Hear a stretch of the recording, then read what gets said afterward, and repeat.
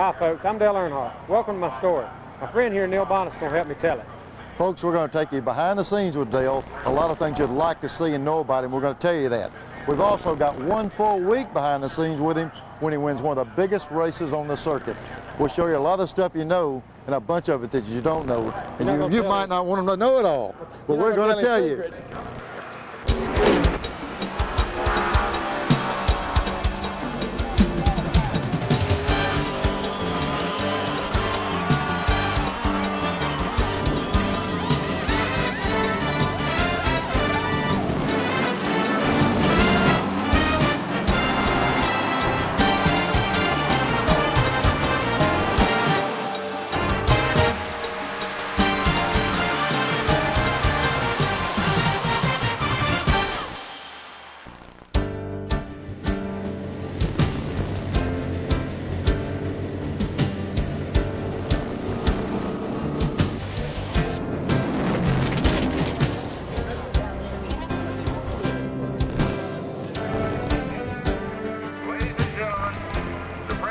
Of the United States, Mr. President.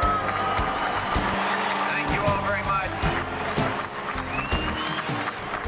And I can think of no better place to wish our nation happy Independence Day, happy 4th of July, than standing right here with this patriotic, wonderful turnout of people, all American crowd. Thank you very much. Dale? Mr. President, Dale Earnhardt is our current champion. He has a presentation. Mr. President, on behalf of all the NASCAR Winston Cup drivers in the race today, we've got a little present here for you to take back. It's a flag that we've all signed. All our autographs are on it, so you don't have to go around and get autographs from us. So, we're really proud to have you here and honored to have you here. We hope you enjoy the race today, and I hope Richard Petty does pretty good too. Okay. Great. Thanks a lot. It's hard to believe, amazing really, that Dale Earnhardt would be making a special presentation to the President of the United States of America. The incredible story of one of the greatest racers of all time begins in the small town of Kannapolis, North Carolina. Dale Earnhardt entered his first race, the human race that is, on April 29, 1951. One of 5 children born of Ralph and Martha Earnhardt. Dale grew up in this house in Kannapolis, just a few miles from where the Charlotte Motor Speedway stands today. Ralph Earnhardt built and maintained his own cars in a small garage behind the house. Nobody really knows how many races he won during his 23-year career on short tracks across the Carolinas. But when he rolled into town, he was the man to beat. And I can vouch for that. I had the good fortune of racing against Ralph Earnhardt for many years on the short tracks around the Carolinas and the southeastern part of the country. We would race many times, 4 or 5 times a week. His cars were always prepared to the absolute best. You couldn't catch him on an off night because he didn't have those. He was always up near the front. So if you beat him, you had to be the best that night yourself. But I've said many times that if there was ever a chip off the old block, it's Dale Earnhardt. What does it do for a guy to think that he started out as a Standing on a flatbed truck at the Charlotte Motor Speedway, yeah, watching Richard Petty. and here you are. It's amazing, really. You wouldn't believe it would happen to somebody from Kannapolis, North Carolina, from the cotton mill town. And my dad was a mechanic and a racer, and that's all I wanted to be, was a racer. And you know, dreams come true. Now his wife Martha, which is Dale's mother, of course, and my wife Martha were good friends, so they spent a lot of time together in the infield while we were out on the racetrack racing.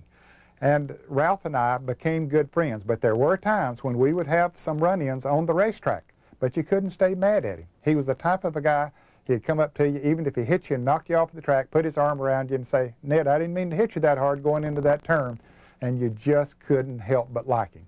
And I'm certainly glad that I got to race against him. In 1956, Ralph Earnhardt won 32 feature events on 11 different tracks to claim the NASCAR Sportsman Division Championship. In 1989, Ralph Earnhardt was inducted into the National Motorsports Press Association Hall of Fame. Ralph Earnhardt was one of the first men to turn stock car racing into a full-time profession, and he lit a fire in Sun Dale that burns white hot today. Dale's childhood friend and Busch Grand National crew chief, Tony Urey. When he first started driving race cars, you could see it in him. It was just there. He was just like his daddy. He was hard to handle. I think his daddy knew he was that good. They used to practice the dirt cars, and Dale would run the modified, and his dad ran the sportsman cars. His dad would get him behind him and push him. He'd just see how far he could push him in the corner, see if he'd carry him in there too fast. He couldn't ever carry him in there too fast. I mean, it was there. Ralph Earnhardt never saw his devoted son win a Winston Cup race. He died while working on a carburetor in that backyard garage. Ralph Earnhardt was only 45 years old. But then after his dad died and Dale got into asphalt, started running asphalt at Hickory and all, he had a pretty hard time of it there. Well, as a matter of fact, first time we went to Daytona in '76, we rode around half the night trying to get sponsor money, collecting from people so we'd have enough money to get there. It was pretty rough at that time. Earnhardt moves in as if he wants to pass. Let's see if he'll take a shot at him right here. There they go into the back straightaway. Earnhardt looking for perhaps first place when they enter turn 3. He drops it down a little, comes to the inside. Baker is down to the inside, back there in the 4th position. Inside of Cale Yarber on the front 4. Millisecond apart as they blast by at over 190 miles per hour. Donnie Allison's car, the report is showing some smoke. Number 1, Allison's car. The observers are vigilantly watching now as they fear he may be losing an engine. And they say now that it may be tire smoke off car number 1, Allison's car. Let's see if Earnhardt is going to take a shot at Neil Bonnett. Drops down inside, pulls up, goes for the lead. Earnhardt from 32nd position is taking the lead in the 59th lap, actually in the 60th lap. We're working. After years of struggling, Dale finally got his break when Rod Osterlund signed him to drive his cars for the 1979 season. In April of that year, he won his first race in just his 16th Winston Cup start. His family met him back at his father's garage to celebrate the win. Dale went on to win the Rookie of the Year title and stunned everyone, including himself, by winning the Winston Cup championship the very next year. What we were doing, we went to Ontario, California, the last race, racing Cale Yarber and Junior Johnson for the championship. And really didn't realize what and was tried going to give it away all day long at the race. I mean, we made bum pit stops and got behind a lap, made a lap up, ended up finishing. Should have won the race, really. The car was running good enough to win the race.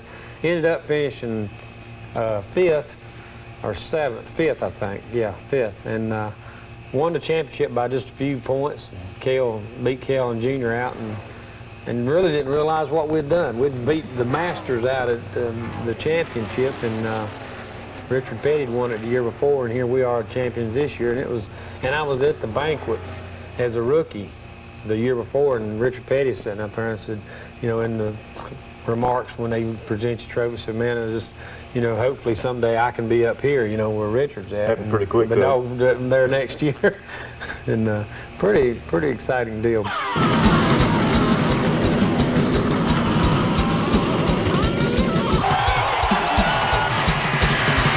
Really, when I started off after my dad, I started off driving when my dad was living. Well, he died, and you know, I got the opportunity to go with some asphalt racing with Gray London and helped us out and buy a car and from Harry Gant. But I just started doing it and didn't think about where I was at and where I was going, and we just worked like heck and got to the racetrack and raced, and that's what it was all about. Didn't know why we were really doing it, other than that's what we wanted to do and enjoyed it. 1981 should have been a great year for Dale. Instead, it was a disaster. In mid-season, Osterlund sold the team to businessman Jim Stacy. Their relationship was brief. All of a sudden, we were working and driving for somebody that we didn't know, and basically when we went over and sat down and talked to him in the office, he said, well, you can stay or you can go. It really don't matter to me. And I said, whoa, driving for a guy that really don't care. So we run for him for a couple of races, and got to talking with Richard Childers, and Junior Johnson really helped me a lot on advice, and I don't know why, because I turned him down from driving, but he helped me out a lot that year. And talked with Richard and Wrangler, and we all give Stacy our notice down at Talladega, and he said, I don't want no notice, go ahead and go. So Wrangler and myself and went with Childress, and he, for the last 10 races that year, and I did a good job.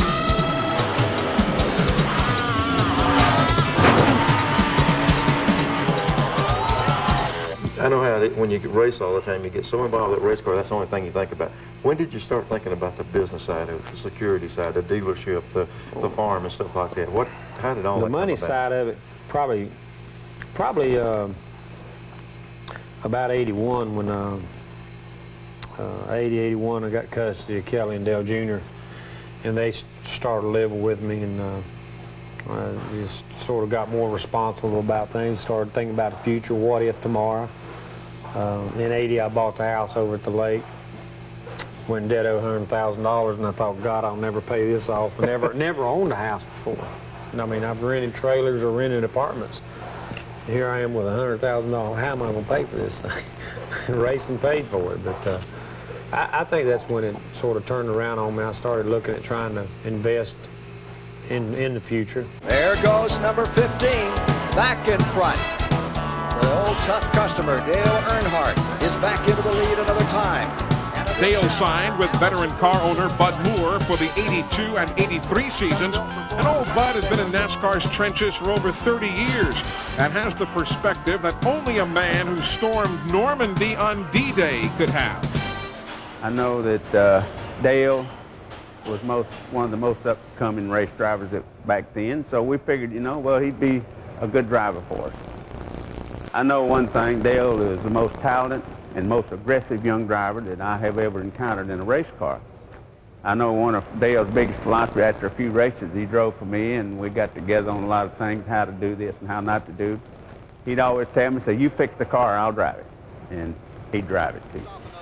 Yeah, well, he calmed me down some, but also if I'd get in behind somebody racing them and sit there and rode for 5 or 10 laps, okay, time to get the bumper to him. All right, you've been behind me. So they're holding you up, they're holding you up. He was rough, but he wanted to go. But I think he was that way just as much as I was in the car. I'm trying to be patient and trying to wait in the right moment, and he's wanting me to get on in there and get it. So it was two competitive guys that got together, and it was a lot of fun driving for him. But like I said, it was good for my career. When you got a guy like Dale and that's his ability to drive a race car and as determined he is to win the race, then he's hard to beat.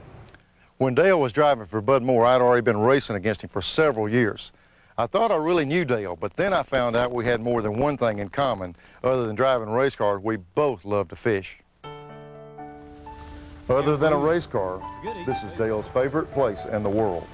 It's a 300-acre farm, and he built this fish pond, and he's having a new log home built. And Dale will take us through his home in just a minute. But right now, we got to get our hooks wet. We'll get the minions gonna crowd the bass now. Bumper to bumper. Catfish stay on this side, bass stay on that side. Can't wait to get that house done. Been working on it. Been working that thing on over a year now. You missed one over there. You should go back. I can't. You're the captain. You drive it. I know that yeah, but I think you could reach that, can't you? Well, I'll just try it then. And if I catch one, you're going to claim him for showing him to me. Don't let me hook you. At least I've been hurt, I promise. I'll try not to hit you anymore like I did before.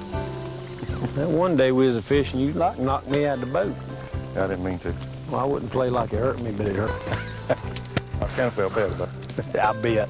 I mean, I almost felt bad about that. Yeah. You were out fishing me real bad that day. Said, get out of my way. Tried to slow you down. Look out now, you're going to get bit. Who would ever thought? I got to change lures. Mine's not biting too good. Blaming it on equipment? Blaming it on equipment. It's like when you lose, you had the wrong gear or wrong springs or something in. I got the wrong lure on. But I've enjoyed my life racing, and I think the The only thing that I'd change, went back in life is, of course, my dad was here to see it all, but you know, you can't change things like that, so you know, hopefully. Yeah, but you know, one side of it, Dale, just, you know, he accomplished a lot in racing, and now with the stuff you're doing, I think it really, people look a little deeper and see what he did and realize, you know, how successful he was. That's true. It brought a lot of light back on what your dad did accomplish. Yeah, I'll tell you, a couple years ago, they put him in the Hall of Fame down there at the Darlington. That really was a neat deal. That was a pretty neat weekend. Ended up winning the race Sunday, too. You know, I think that's like today. I mean, we've won 5 championships and we've accomplished a lot, but still, I mean, I still get in that race car and get after it and get as excited about it as I did the first time I drove it. So I don't think I've lost any drive or fire about it. And wouldn't you know it, I catch a fish and my so-called buddy throws it right back. Yeah. Ain't got a camera, so we can't take a picture. Richard Childress is an amazing success story in his own right. He raced for 12 seasons on the NASCAR circuit, and though he never made it to victory lane racing his own cars, he's been there plenty of times as Dale Earnhardt's car owner. When Rod Osterland sold his team in '81, Childress made a decision that would make racing history. Well, you know, I talked with some of the people at R.J. Reynolds and told them, you know, I could see the trend coming with the car owners coming in. I couldn't afford to keep running my cars, so at that time they had mentioned, one of them had told Dale about my situation, so it was just timing was all it was. That, you know, at the time, you know, I was kind of wanting to become a car owner, and he needed a car to drive, and I had it, and we did real well those first races, and about halfway through it, you know, he had to make a decision where he was going the next year, and I just was truthfully, I said, I'm just not set up to run a championship driver right now. I said, maybe someday it'll turn around and we can get back together. And he told me the other 2 options he had, and you know, he asked me what I thought about it, and I told him, you know, at that point, the 2 that he had, Bud Moore would have been the way I would have went, you know, being I was a current driver at the time. So it turned out to work real good for him.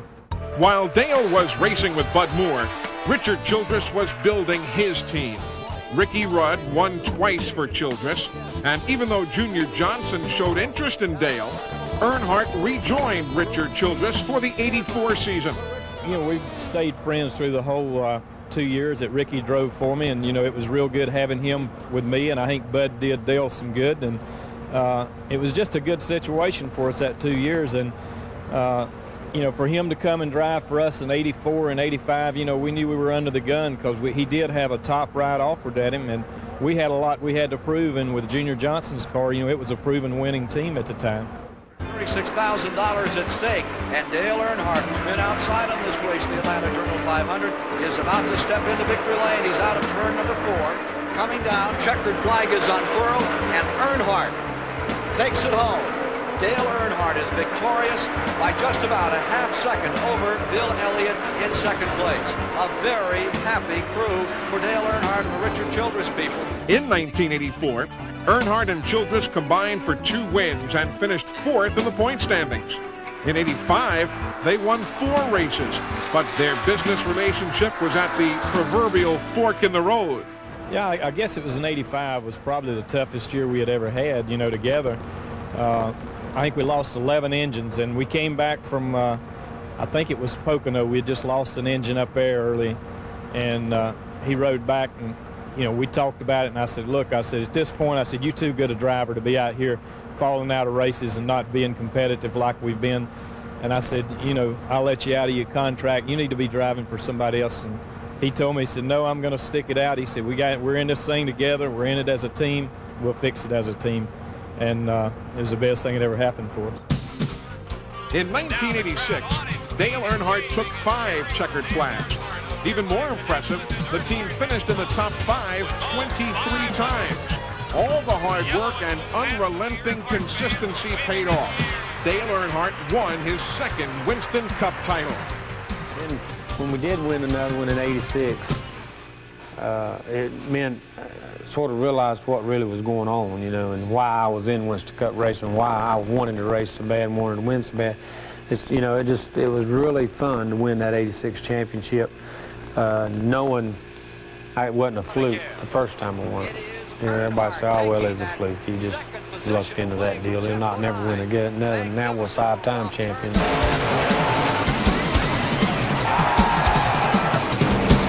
You know, in '86 and '87, the confidence came to me that, hey, I am an accomplished Winston Cup driver, and I'm going to have a ride with somebody, with, you know, this one stays here or not. But fortunately, I've been able to work with Richard Childress and the guys, and Kurt, and those guys have been great to work with, and I've been there for so long. I don't see me going anywhere, really. Don't see any need in it.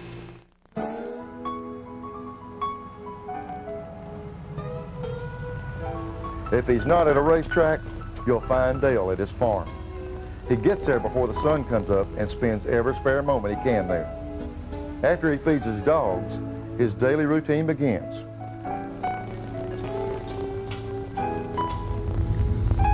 My daily deal right here, riding the farm first thing in the morning, check the fence, make sure everything's all right, everybody's all right, all the cows is okay. Everybody had a good night's rest.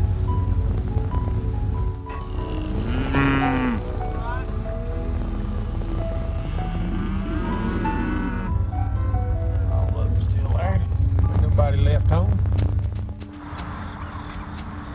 Where's strip over Tom? Huh? Look at it. Bad, ain't it?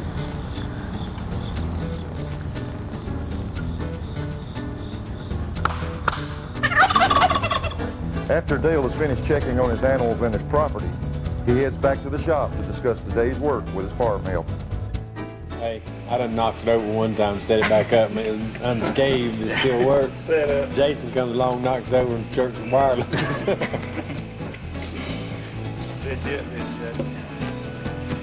All right, let's get after it. Leave the animals. Ron Simmons fights tonight.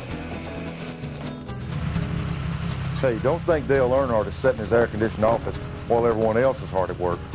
The guy just loves to roll up his sleeves and sweat.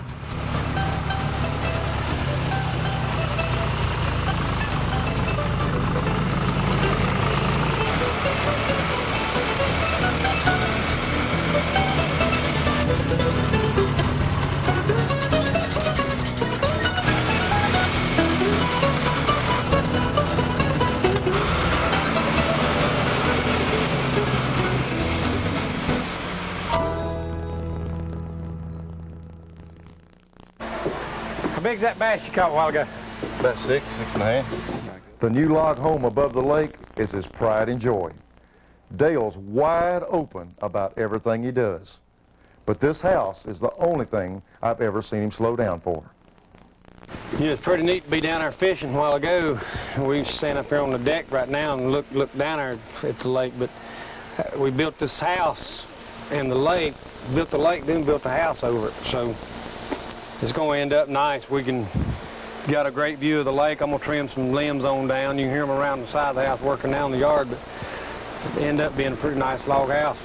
Don Pence with Colonial Structures and them put the logs up for us. Nice rock work, heavy duty work. Come on inside, I'll show you around. Should have made it a little bit bigger. Teresa made it bigger. This house started on planning it. And we was like, okay, this is how big it's going to be. And every time we drawed or wrote something out on paper, it got bigger and bigger, bigger, What it is, keep cutting more logs? Well, the logs got longer. We got more of them, but... Oh, I smell a lot of cedar. Yeah. The bedroom was probably going to be about this big when we first started out. Now it's the whole end of this house, this end section. Taylor's bedroom is just about this big, too. But it's still not big enough for everything I want to buy her, so. I don't want to remind you that this bedroom here is bigger than his daddy's race shop.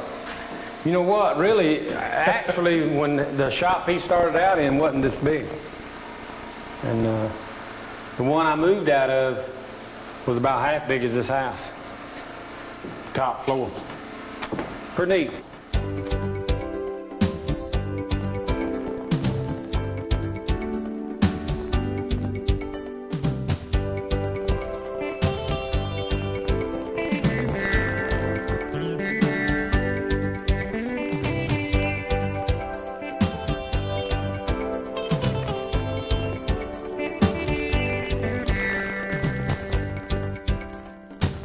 Dale's new home is the result of years of hard work and dedication.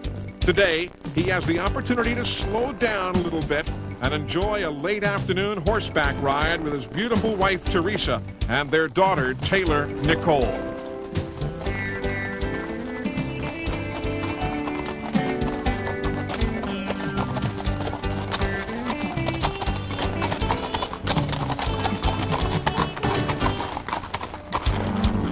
Down for the final laps. A couple to go for Earnhardt. On his way, this will sprint him up in those point standings in front of Elliott by a pretty good margin. Well, watching him on TV when he first started out in the Wrangler car, the way he drove, his intensity, I like that. By the end of that amazing 1987 season, the legend of Dale Earnhardt was in high gear. I know Richard Petty's got a lot of fans, and Bill Elliott has a large following, not to mention Darrell Walton and Rusty Wallace. But let me tell you, those of you who pull for Dale are as loyal as they come. Who are you pulling for today? Dale Earnhardt, of course. Why do you pull for him? Because he's great. 5-time champion. Excuse me, who are you pulling for today? Oh, Dale Earnhardt. Without a doubt. Why do you pull for Dale? He's the best driver out on the track. But why is he your favorite driver? Just because he drives. He drives. He's the only one out there that's aggressive enough to do it every weekend, no matter what kind of car he's got. He's intimidating. He's a man to beat. I just like him. Unbeatable. Dominant. Dale truly appreciates his fans.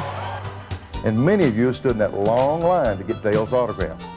Let me show you what it looked like from Dale's side at one of those autograph sessions. All right. Thank you. Thank you. Happy birthday. Thank you. Okay, there's your postcard right there. All right, lay it up here. Took her an hour to get here, and the line's doubled since then. Cause that's where the end of the line. That's where the end of the line is at. Good luck, Sunday. Thank you, man. Appreciate you coming out tonight. Smile. Smile. Look at the camera. Say, Mommy, snap away. Where'd you get that red hair at? Thank you, man. Appreciate it. All right. Baby done wet on me, Lord, Lord. You can have that for spare. Look out now. Wait a minute. Make me nervous. Any more of that chewing gum? You get in, I'll load the wagon. Where we at? What position we in? How you doing, cutie pie? I hate to sign your driving license. Hey, how you doing, man? You doing okay? You've been through line one time already before. Yeah, it is. Who are you? Why, heck yeah. All right. Race fans are the greatest people in the world. And they love you, they hate you. I mean, they ain't much in between. No, when you're racing hard and you're aggressive and you're young, you come in here and you start beating some of the guys they've been pulling for all these years, it's tough on them.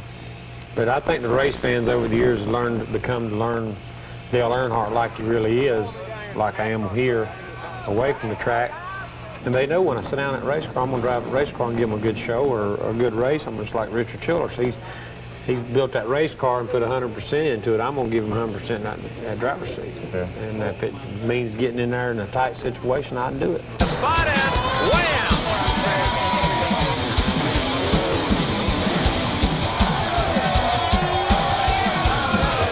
But the race fans have been tough on me over the years, which they have on most people. But now they're, pretty much behind me. The majority of them. We built a good following, but I like to give the race fans their money's worth when you go race, whether I go race at Winston Cup racing or a short track somewhere for a paid appearance or whatever, or go sit down and sign autographs. Is this just a test run of next Sunday's Daytona 500? I believe so. Here they come to the line, coming down for the checkers. The 1988 and 89 seasons were again strong campaigns for Dale Earnhardt. He picked up 8 more wins, but both years he came up just shy of capturing more championship glory. Both years he was behind the Winston Cup champion by just 12 points when the final checkered flag of the season was dropped. Now, if you think racing is all about fame, big money, and nonstop excitement, well, you're dead wrong. As a champion, Dale represents the entire sport. The demand on his personal time is heavy, to say the least. Between the sponsor, the time I spend with the race car itself, 3 days a week, and maybe probably 20 days a year testing, and then the time you spend with the sponsor is about 20 days a year, and then the time you spend with your businesses, you know, is a lot of time. There's not much time for me and you to go fishing, is there? Yeah, I know it. I mean, you know, the biggest thing that I do, and I've been fortunate to be able to do it, is I book my deer hunting up way ahead of time. Yeah, there's a few of them on the wall right here. I'm telling you, some nice deer. My hunting comes, you know, and it's not really just going out and hunting deer or whatever. It's going out and enjoying nature, getting outside and doing something you enjoy, and coming down to your place. Me and you go out there, and ain't no telling what we're gonna get into. Get up a tree and the foot part of the tree stand, the viewers falls, and I can't get down the tree. I'm 30 foot up in there and wondering how I'm gonna get down there. Have to shimmy down the tree. I think it's more just getting away from it. Yeah. Let me tell you, Dale, I can give you a little insight on it. I know when I was able to race all the time, I couldn't wait to go fishing and hunting, couldn't wait to get away. And now I have that time, and it doesn't mean as much. I think that... No, I think it means as much. You just wanting to go racing more well, than that's you what used I'm to. saying. The racing thing meant so much to me. You're just getting too much hunting and fishing. Maybe. That's true Miss 16 right here, though, I tell you. But it's and that touches on another thing in racing. We talked about it before. You almost got to be careful about getting close relationships, close friendships in racing, because you got to battle that guy on a given day. You do, but it doesn't bother me. That's just like you and I. We've had such a great relationship over the years, but we race each other as hard on the racetrack as you thought we was enemies. People would think, oh, because we get in there door to door and rub and race and go right on. I always thought that's what's most fun, didn't you? Well, that's what it's all about. And we had a good time, and we sort of respected each other over the deal, had a mutual respect. But we get out in cars, and you're about the only person I've really been able just to leave the race car and the race car at the racetrack and go fishing or hunting. I know if I went down to your place and go hunting, and there ain't been a word said about a race car. No, I mean, the whole time we've been together down there, you know, we spent days down there hunting and never talked about race car ever. Right. And it just seems we've always had that understanding, and it's always been fun to go do stuff with you, or you come up here and do stuff, because the race car was where it needed to be, and we were where we needed to be. Now, you know, we got some things planned, like we tested and stuff. We sit down and talk racing. But we've been able to race and put it away and go on. But Earnhardt challenging for the lead. This in lap 169. He's back in front. Earnhardt, number 3, back for first place. Dale went hunting another championship in 1990 and bagged his prize. There was no denying Earnhardt after 2 years of runner-up finishes. Dale was nearly as dominant as he was in 1987. He won 9 times and set a single-season record, bringing home over $3 million in prize money. Dale and Mark Martin staged a classic duel that went down to the final race of the season. Dale won his 4th championship by 26 points. 1991 was another season marked by unfaltering consistency. Dale notched another 4 victories, but the key to the season was 21 top 10 finishes. It all added up to his 5th national driving title, just 2 shy of Richard Petty's all-time record of 7 championships. White flag is out. Rudd goes to the inside, makes his move. Ricky Rudd of that Waddell Wilson Power. Here comes Earnhardt back on the outside. Ricky Rudd hangs her low. Wallace looking on from about 4 car lengths back straight away. Earnhardt has the advantage into 3. Stays high. Here comes Rudd. One more try. Pulls up on the inside. Down they come to the line. It will be Earnhardt's 49th Winston Cup win by less than a car length over Ricky Rudd. It seems fitting that Dale's 18-year-old son, Dale Jr., has started to race now. Just something I've grown up around in every aspect, and it's really something I enjoy and something I want to do for my whole life. It's something that you can really get excited about, and I know you probably feel the same way. You get so excited about it, then they go out there and they race one night and they get in an accident or tear the car up or something, they come home and you're mad about getting the car tore up as they are and heard about it, And I sort of get aggravated with my guys because Kerry and Dale Jr. is they tear up their car and it's not really, I don't know whether they don't seem as interested as I did when I was starting. About fixing it. About fixing it. Yeah. It's fired up because usually I tore mine up on Saturday night. I done had it tore apart on Sunday and was putting it back together on Monday. Yeah. And these guys, they sort of hang around about Wednesday before they get going good on it, and then they get closer to a race, get to think about it, I reckon. But it's pretty neat. Dale Jr.'s car is a replica of the one his grandfather, Ralph, raced. And he's racing on dirt tracks that are very similar to the ones that his dad grew up on. It's just something. He gets in there and helps a lot, and I really like to watch him help, because it shows me how much he's interested in me doing as good as I can, you know. It's sort of like my daddy always told me. He said, I'll help you if you help yourself. Yeah. And that's the philosophy I've sort of tried to raise Dale Jr. and Kelly and Kerry and Taylor Nicole's raising me, is to, you know, if they'll get out there and help themselves, I'll help them any way I can. And that's all I ask them to. We promised you an inside look at a remarkable week in the life of Dale Earnhardt. It all begins right here at Charlotte Motor Speedway with NASCAR's All-Star event, the Winston, and ends with the most demanding race of the year, the Coca-Cola 600.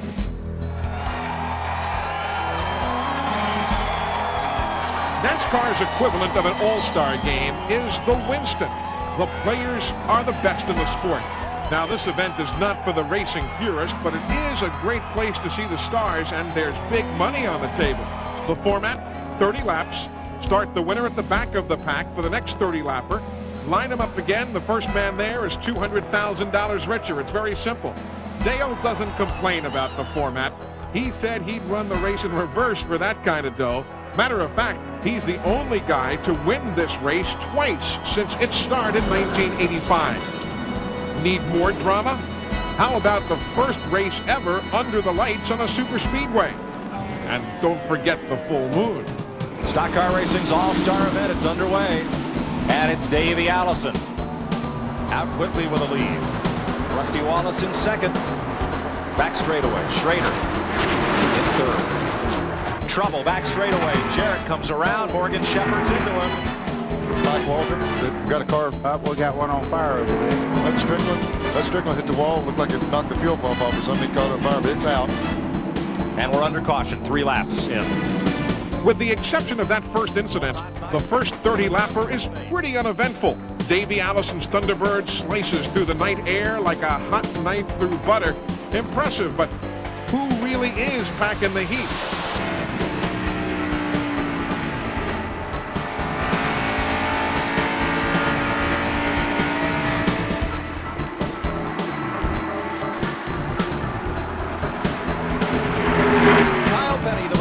And Richard Petty coming right in behind him.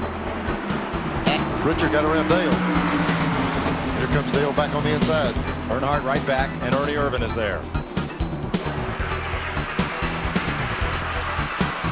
The last lap. Out of turn number 4 for $50,000. Felix Sabates, Mellow Yellow Pontiac. Kyle Petty gets 50 grand. Ernie Irvin, $15,000 for second. Dale Earnhardt for third. Margin 1.78 seconds, first to second. And the next segment, they will start straight up. The moment of truth has arrived. Even the men who built these cars don't know who's got the upper hand, but now it's time to read them and weep. I tell you, that damn power stone. Now, let's see how strong Kyle is in the corner if he can get away from Earnhardt. You better watch this 28. I'm telling you, that car is accelerating. Earnhardt took the lead around Kyle, but there comes the 28 up the inside like a rocket. With nobody to drive with, he's going to pop up into second place. Stay tight, baby. Stay tight, baby. Drive her hard, wide open every lap. Come on, baby. Come on, baby. Come on, baby. White flag, 1 lap to go. He's going to get a shot at him.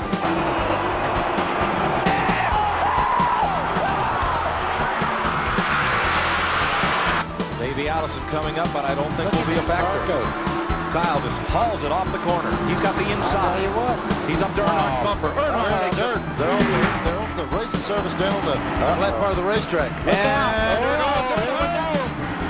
And it's Kyle Petty. Kyle Petty coming to the checkered flag. Here comes Davey Allison to the bottom. It'll be the finish. Everybody was waiting for it. They crashed past the finish line. They have crashed into turn number 1. And Davey Allison is in a shower of sparks. You can't imagine the heartbreak for Dale, but hey, he went down swinging. The last thing he wants to do is talk with the press, but it comes with the uniform. You can see the fire in his eyes as he enters the team's inner sanctum. The track reopens in just 4 days, and you can bet Dale will be back with his war paint on when they open the gates again. Let's go. Let's go. Bring it around. It's right here. Bring it around up here in the garage.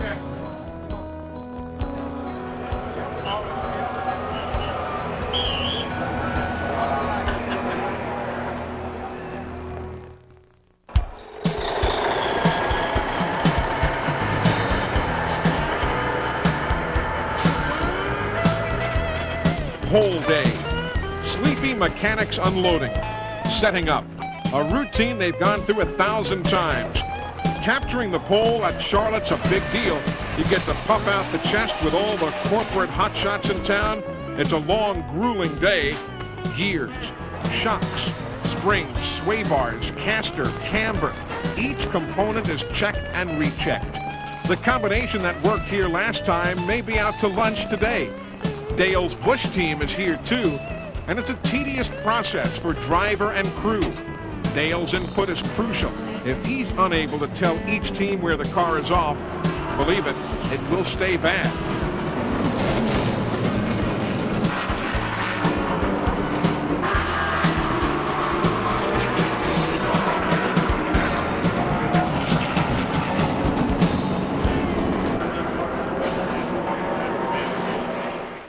Nobody likes the technical inspections. The NASCAR officials pull out their magnifying glasses while the mechanics do their best to look like choir boys. Cheating? Nah. Call it creative engineering. But by the time they line up on Sunday, they'll all be legal. Can you imagine being interviewed while you're trying to do your job? Stop and answer 20 questions before your big presentation with the boss? Sign a few autographs along the way?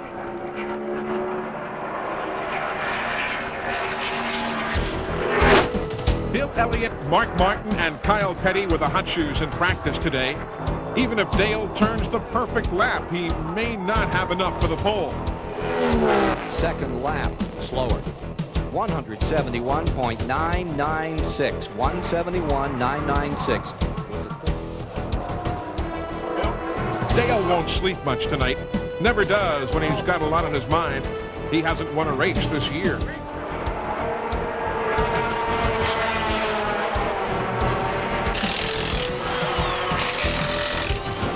This week has gone from bad to worse. He can't get his Winston Cup car out of the mud, and now NASCAR drops a bombshell. The type of motor they've been running in the Busch Series is unacceptable as of today. Weeks of preparation are thrown out the window.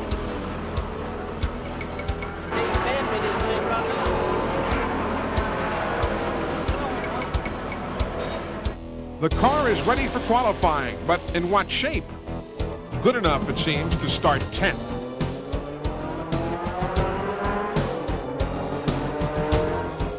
When you buy a ticket for any race that Dale Earnhardt lines up in, it's a given that he'll be at or near the front. But on this Saturday afternoon, that motor change has Dale and his crew chief Tony Eury just rolling the dice. Shuffle. These guys with the Fords, they're concerned about him getting away, and they're going to try their best to hold him back as much as possible. Chevy puts it right out in front.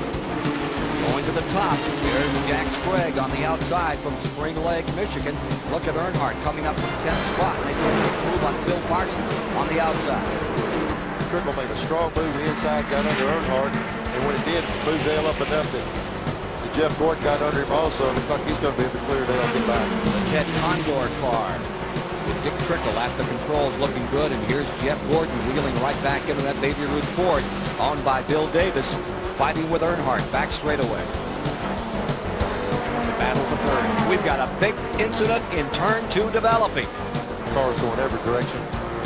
Saw Nemechek get hit front. His steel car is still coming. Oh, man, get him slowed down. 4, perhaps 5, 6 cars involved in this crash that's taking place in lap number 26. Notice the low tide pouring in a bit, so we might take a little bit of puller out of it, even spike, probably take some bite out of the yard. A bit more. Tide getting in, loading that bar. I tell you, on that halfway where you unload that bar, might help at it. All right. Let's see what the chassis does on these tires on out through this run, and then halfway we can think about unloading that bar a little bit. Okay. Mark started out run 3280s. Last 30 run 3310s, about the same thing as running. The fans may not know it, but they are watching a classic Earnhardt performance. He's down on horsepower to the front runners, but through sheer force of will, he's keeping that black number 3 in the top 5. Look at Earnhardt come right back up in there. This is a great race. At the midway point, the teams are allowed to make adjustments to the cars in a 15-minute break. Dale's virtuoso performance has him third at intermission, but unless Tony can magically put some more muscle under the hood, victory may be an impossibility, even for Dale. They beat me down the straightaway so bad it ain't good for them.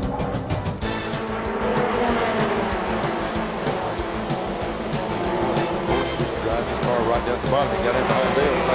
Dale's car took off away from him. He got in behind him, took a little air off his car, and his car got away. He said Dale's got major problems. He stopped it. Something happened to him. The 3 car way off the pace in the main straightaway.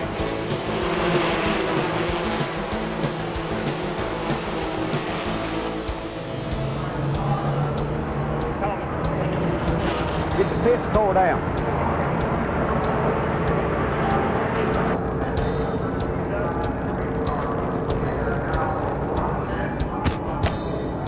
We made the only car we could make. We didn't have nothing no better.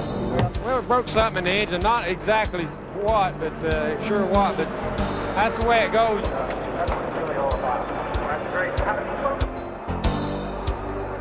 A spin with 200 grand on the line. Rules changes, blown motors, bitter pills to swallow for a 5-time champion. As he heads out now for the last tune-up session before tomorrow's race, the question is, can it get any worse?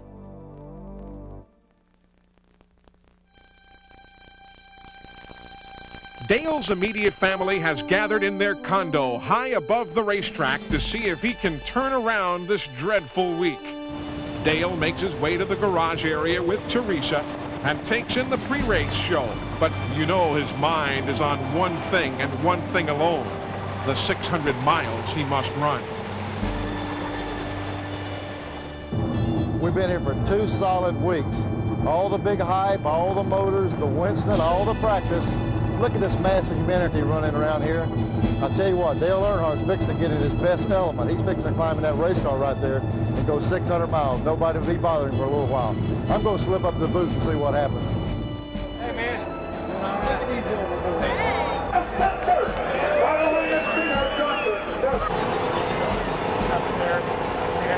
Gentlemen, start your engine!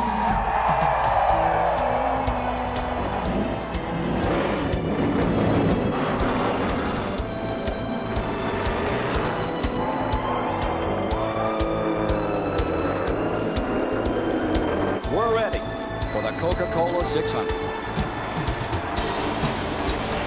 The start is going to be very critical in positioning early in this race. You get shuffled back. These guys will race real hard on this first lap to get a good starting position. Everybody clear through 1. The back straightaway for the first time on this 1.5 track. And a move on the back straightaway as they stack up. Here's Ricky Rutt going to the lead at the bottom of the racetrack. This race is such a contradiction for the racers. They must drive hard to avoid falling too far back, yet save their equipment for that final 100 miles. Yeah, there's Sonny Irvin. He's going to be battling for all he's worth to keep Rusty back there because another caution flag's going to. If he keeps doing this, you're talking about a 600-mile race. He realistically has got a chance to work his way back in. If he's running big wreck at 3 and 4, cars going everywhere. Major wreck. Walter getting into it. Darrell was in it. I think Michael was up in the wall. And we're going to have 4 or 5 cars KO'd out of this one. Havoc in the 600. Okay, here we go. We're right in the middle of the corner. Let's see if we can pick up what happens right here. There's Trickle. Trickle sideways because the 30's already sideways in front of him. Let's see if we can pick it up. I don't know if Mike Waltrip just lost it, and that was the start of it. When Waltrip got sideways, Trickle locked him up. Here he comes back down across the track. There comes Davey Allison. He cleared right through it without a problem. There's Gant. Several of the cars get through. But right on back behind this area is where they really, there's Earnhardt. The Gibbs car coming through. Strike they come. Back in third spot is Jimmy Hensley, and fourth is Ricky Rudd. Fifth, Allison. Sixth, Gant. Seventh, Terry Labonte. Eighth, Kyle Petty. Ninth is Earnhardt. He's picked up a spot. Lap after lap goes up on the board. The Goodwrench Chevrolet isn't the fastest car on the track, but Dale keeps the leaders in sight. In the pits, Richard Childress keeps an eye on the lap times, formulating his strategy.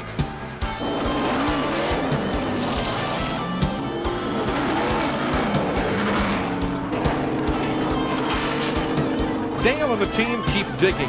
Each pit stop, they get the car a little bit better, and Dale keeps driving his heart out. 8 days of frustration may be coming to an end. 500 miles down and a grueling 100 miles to go. It appears to be a 4-horse race between Kyle Petty, Ernie Irvan, Davey Allison, and Earnhardt. Back up front with the leaders at lap 340. Now they're racing. Did you see the 4-car of Ernie Irvan? He knows he needs to get around Kyle. That time Irvan was sideways coming off the second turn. He drove the car so hard off too, he had his car sideways. Best finish in the 600. Fifth back in 1990. Here he comes on the charge. Kyle Petty trying to hold on. Meanwhile, hiding in the weeds. Number 3, Earnhardt is still a major factor. Here's Earnhardt, somewhat further back on the field, but he isn't out of this thing by any stretch. The pressure and the blazing Carolina sun have taken their toll on the crew in the pits. They will be called upon to help write the final chapter of this race for Dale Earnhardt. Here they go into third turn. We'll be able to tell right here, Ken, if these guys are going to come in. This could be a bad deal for Ernie Irvan. He wanted to pit right then, but the 21 car was under him, and he couldn't get in. He was going to pit with Kyle, but he got moved out. He finally got in, but it really cost him some time. Let's go to Randy Penberg. Well, I'm waiting out for Kyle Petty to come in. He's in. The most critical thing here on this pit stop is that the gas man, Richard Bostic, get both of these 11-gallon fill tanks in this car. The first one is in. They toss the other one over the wall. Robin Coverdon comes around to the left front. The jack goes up on the car. Left side, this is a quick pit stop so far. Second can in again just to make sure it's full. Kyle Petty drops it away. A great pit stop. Looks like 2 great pit stops, Randy. Well, Ernie Irvan didn't have quite as great a pit stop. It was almost as good a pit stop, and they got all the fuel in as well, and the 4 tires went on well. No problems with Irvan, but he's going to go out where he started, second. Earnhardt is pitting number 3. He slides it to a halt. Watch this stop by that Richard Childress crew, Kurt Chalmerdine and company, putting them through their paces. It's going to take 2 laps for us to be able to tell what kind of stop Dale has compared to theirs, because it's going to take him a while to get back up to speed. For a race fan, it's poetry in motion. 4 tire change, less than 20 seconds. Tank of fuel, and the car comes out. The pit crew pulls off a clutch performance, as good as you'll ever see, and now Dale must wage war for 50 nail-biting laps. It was Earnhardt's pit stop and the work of his pit crew that has given him the advantage. It was a brilliant pit stop. We're going to give you another opportunity to enjoy what race fans truly call poetry in motion. Watching that 3 crew when they did the job that has put him into the lead, not on the track, but in the pits. Now there's the interval. There's the 3 car. There's your second place car, Kyle Petty. There's a lap car in between, first and second. And then the yellow car. That's Ernie Irvan, the Kodak car, running third. It looks like Dale through 1 and 2 is really good, and it looks like the 4 car of Ernie Irvan is better in 3 and 4. So Dale's got to get through 1 and 2 good, because he loses just the least bit of ground right here in 3 and 4. So it's kind of here's Irvan right back on 4. Here's that lap car. to see if Labonte gives him room, or he's racing for positions up there. He's still in the hunt himself with some other cars. It's going to be hard for him just to pull over and let him go. Both of these guys have earned their soul. Earnhardt, a little loose, have earned their stripes, running all those short tracks. Here they come down for 98 this time by. Eddie Hinton wrote years ago, when you win for decades on the Saturday Night Bull Rings, you may not get famous, but you prove you're a man. You're respected by your peers deep down. You see it in their faces, hear it in their voices. And then one day, you are there. Here's some of this lap traffic we're talking about. They cleared that car without a problem. 2 laps to go. They are here at Charlotte, the mecca for Winston Cup stock car racing. All these teams, for the most part, over 80% of them based right around here. You win in Charlotte, you've done a day's work. Right here, getting in this corner right here. This is where the 4 car is strong. Look at him take a look to the outside. Dale's been thinking inside. Ernie takes the outside. White flag. Final lap is underway. Settles down in 1. He's got one more shot to take. It's Dale Earnhardt in front. Remember what happened to Earnhardt just a week ago on Saturday night with $300,000 at stake when he came to turn 3. Rod's away. He got a good lead. He got a good jump off that corner. That was Dale's end. This is the end for number 4, Ernie Irvin. He's better in this corner. But it looks like he drove it in there. Car got up a little high. Down to finish the 33rd annual Coca-Cola 600. And by 3 4-car lengths, Dale Earnhardt has come home the winner of the Coca-Cola 600 for the 2nd time in his career, his 53rd Winston Cup career victory.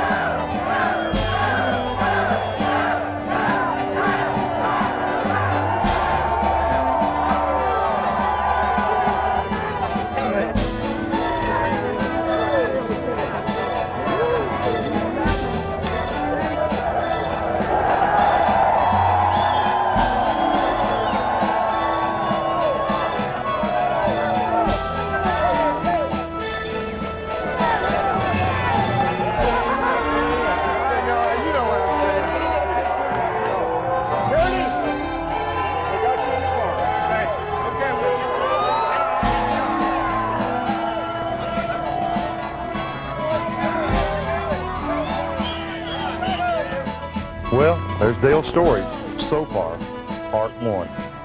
There's a lot of racing and a lot of living to do. And nobody does it any more wide open than Dale Earnhardt.